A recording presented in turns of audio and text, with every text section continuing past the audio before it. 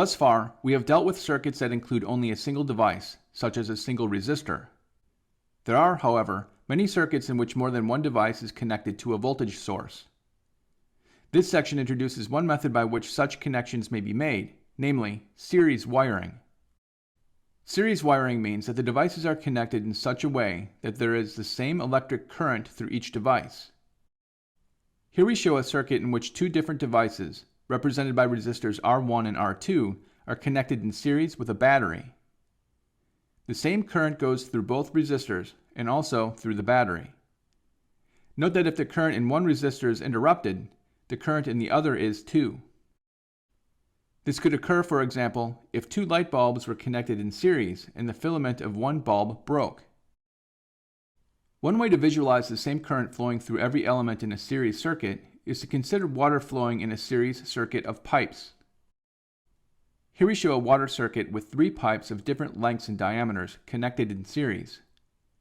When the pump is on, the same amount of water flows through each pipe in a given amount of time.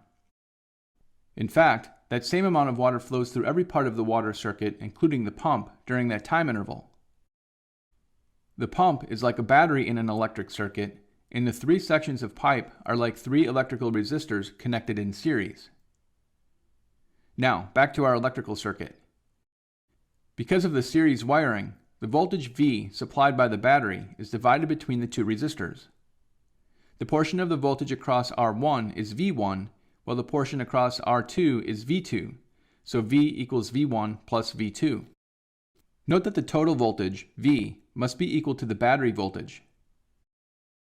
From Ohm's law, we know that V1 equals IR1 and V2 equals IR2.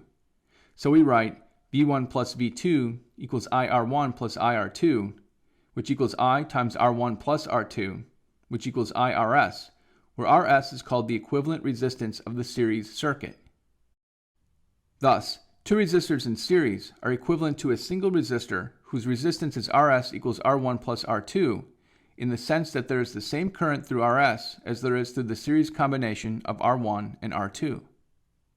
This line of reasoning can be extended to any number of resistors in series if we note that, in general, the voltage across all the resistors in series is the sum of the individual voltages across each resistor.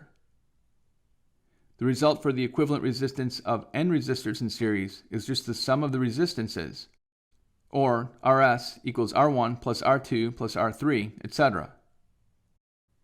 We could also write this more compactly using summation notation as Rs equals the sum of Ri as I goes from 1 to n.